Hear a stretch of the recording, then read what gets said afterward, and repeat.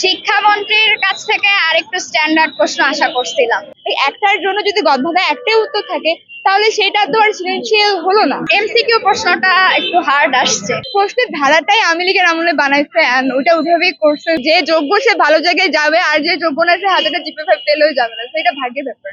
শিক্ষামন্ত্রী যা করবে উনি এটা করতেছে, উনি করবেন। এটা নিয়ে এত মাথা ব্যথা নিয়ে এত হাইপে তোলার কোনো দরকার না। প্রশ্ন ধাঁচ তো ওইরকম, মানে সেইভাবে শিক্ষা ব্যবস্থা চেঞ্জ না করলে তো আর আসলে চেঞ্জ হচ্ছে না। মানে প্রশ্নের ধারাটাই আওয়ামী লীগের আমলে বানাইছে, ওটা ওইভাবেই করছে, তো এটা এরকমই থাকবে।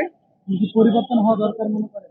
হ্যাঁ, আমার মনে হয় পরিবর্তন হওয়ার দরকার। কারণ কালকে রাত্রে পড়তে পড়তে আমি চিন্তা করলাম যে এত গদ্য পদ্য এগুলো যে পড়তেছি, এগুলো এইভাবে লিখে না লিখে আসলে সবাইকে অন্যভাবে লিখতে, এটা হচ্ছে ওনারা শিক্ষাবিদ, ওনারা ভালো করবেন। আমরা তেমন কোনো পরামর্শ নেই, আমি তো শিক্ষাবিদ না। আসলে আমার কাছে মনে হয় যে হয়েছে যে একটু চেঞ্জ করা দরকার, আর থেকে বেশি কিছু না।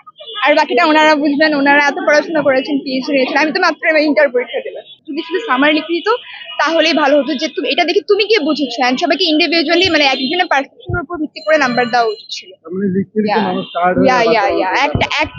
এক একটা গদ্য এক একটা রচনার জন্য অনেক রকম পারসেপশন হতে পারে, এবং কারটা বেশি সৃজনশীল এটা ভিত্তি করে নাম্বার দেওয়া উচিত। এই একটার জন্য যদি গদ্যটা একটাই উত্তর থাকে তাহলে সেটা তো আর সিলেন্সিয়াল হলো না। শুরুতে যদি বলি, বাবা মার কন্ট্রিবিউশন ছিল অনেক।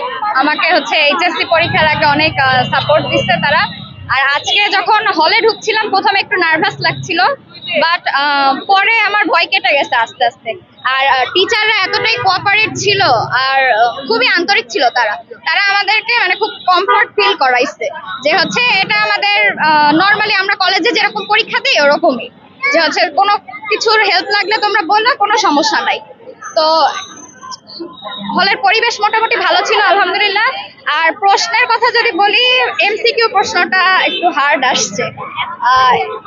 মানে গতানুগতিক প্রশ্ন থেকে আসে না, একটু ব্যতিক্রম প্রশ্ন আসছে। তাও চেষ্টা করছি ভালোভাবে এমসিকিউটা দেওয়ার।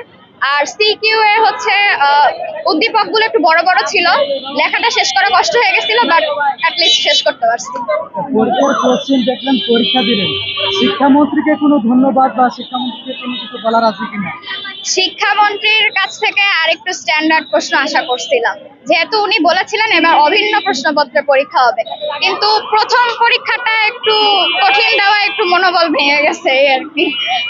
বাট আমি আশা রাখবো পরের বার থেকে যেন প্রশ্নটা স্ট্যান্ডার্ড হয়।